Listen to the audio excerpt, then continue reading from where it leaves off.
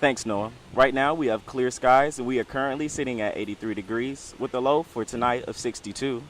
Tomorrow's forecast will be a high of 81 degrees and a low of 61 degrees, and it will be partly cloudy. And Thursday's forecast will be exactly the same. We'll have a high of 81 degrees with a low of 61 degrees. And after the break, we have more news on the new men's basketball coach.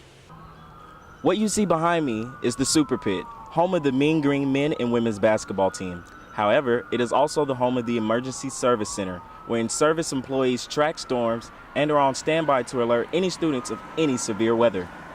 Although there has not been a tornado in Denton since 2015, tornadoes are a constant threat in North Texas. To be on the safe side, listen for the Eagle Alert system to call your phone during the occasion of severe weather. Desmond Smith, NT Daily News. Prep for Success is a free seminar for students with visible or hidden disabilities. The program will be at the Union in room 314. This will be the first time UNT will host an event of this nature. The Department of Disability and Addiction Rehabilitation is the sponsor. Linda Holloway is head of the department.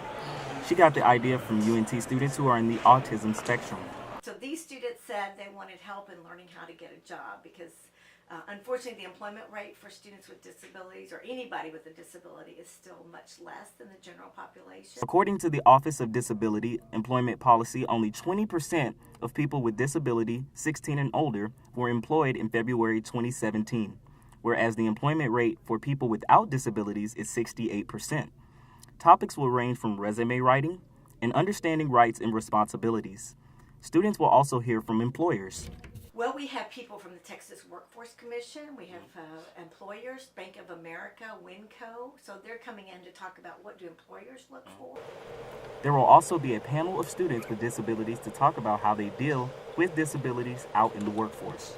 To help those like-minded like myself be able to get and retain a job, and as well as show the employers that we are just as willing to work as the able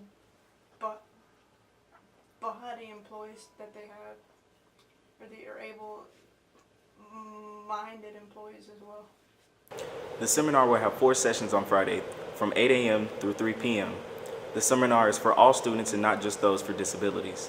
Desmond Smith, NT Daily News. UNT has officially purchased enough megawatts to make our campus run on 100% renewable energy. This means UNT will have enough solar and wind energy to cover their entire grid system. That involves more than 174 buildings at the main campus and Discovery Park.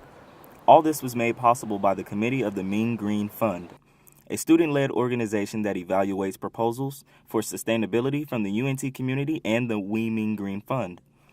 Gary Koke is an advisor for the Mean Green Fund. So the fact that we were able to be renewable, that students have had an impact on their campus, is really something that I'm proud of, and I'm happy that I get to work with them and hopefully shape those ideas and bring them to reality. UNT will receive this renewable energy from off-campus sources by wind and solar farms. The We Mean Green Fund has been working on this project since November 2015.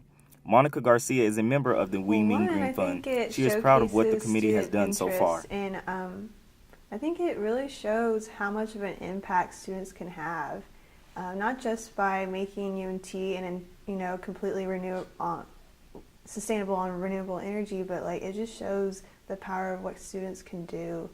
The We Mean Green Fund is already working on other projects, from the community garden to obtaining a solar trailer for community events around campus. And everybody will understand that sustainability and renewable energy are something that we value as a university and that we take pride in. Desmond Smith, NT Daily News. This fall, some UNT students may not be able to handle the financial responsibility of college. President Trump proposed new budget cut affects the Department of Education. He wants to cut the spending on education by $9 billion, a 13.5% decrease. One of those programs under the Department of Education is the Pell Grant Aid. I feel like there's many other things that we could take funding from. And it's going to hurt a lot of people. I've already seen it affect people firsthand. Josiah Thomas Arnick is a 19-year-old sophomore. She majors in emergency management. Thomas Arnick has been the beneficiary of the Pell Grant Aid along with so many other minority students.